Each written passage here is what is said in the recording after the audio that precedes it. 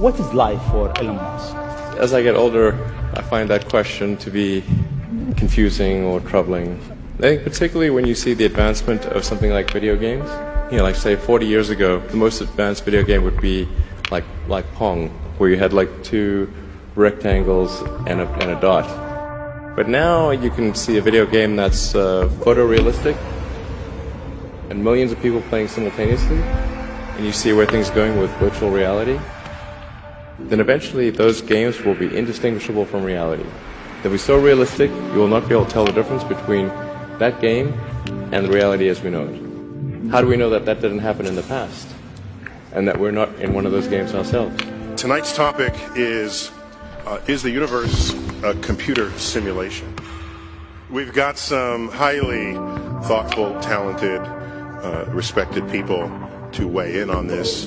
The more I learned about it later on as a physicist, the more struck I was that when you get deep down under the hood about how nature works, how can I be sure that this mathematical reality isn't actually some kind of game or simulation?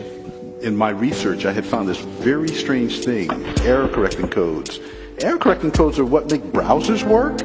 So why were they in the equations that I was studying about quarks and leptons and supersymmetry? And that's what brought me to this very stark realization that I could no longer say that people like Max were crazy. So you're saying as you dig deeper, you find computer code writ in the fabric of the cosmos.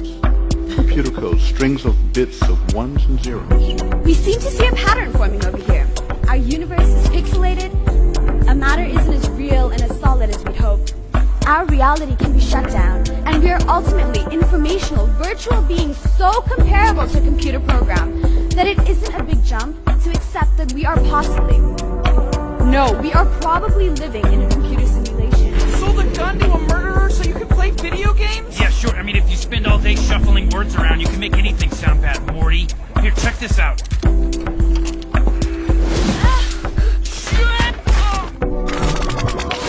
What the hell? Where am I? 55 years. Not bad, Morty. Where's my wife? Morty, you were just playing a game. It's called Roy. Snap out of it. The guy who really started forcing scientists to take this a bit more seriously and gave this idea a bit more scientific street cred, I think, is Nick Bostrom, my fellow Swede, Nick Bostrom. We are almost certainly living in a simulation. It's a little bit complex, but it's really not more complex than most educated people could probably get their heads around if they thought about it for half an hour, if they actually tried. There's this interesting argument by your colleague at Oxford, Nick Bostrom. He argues that the notion of a simulated universe, what do you think about that? I can't see how you could refute it. I mean, I can't see how you would actually be sure that we're not. If the simulation hypothesis is valid, then we open the door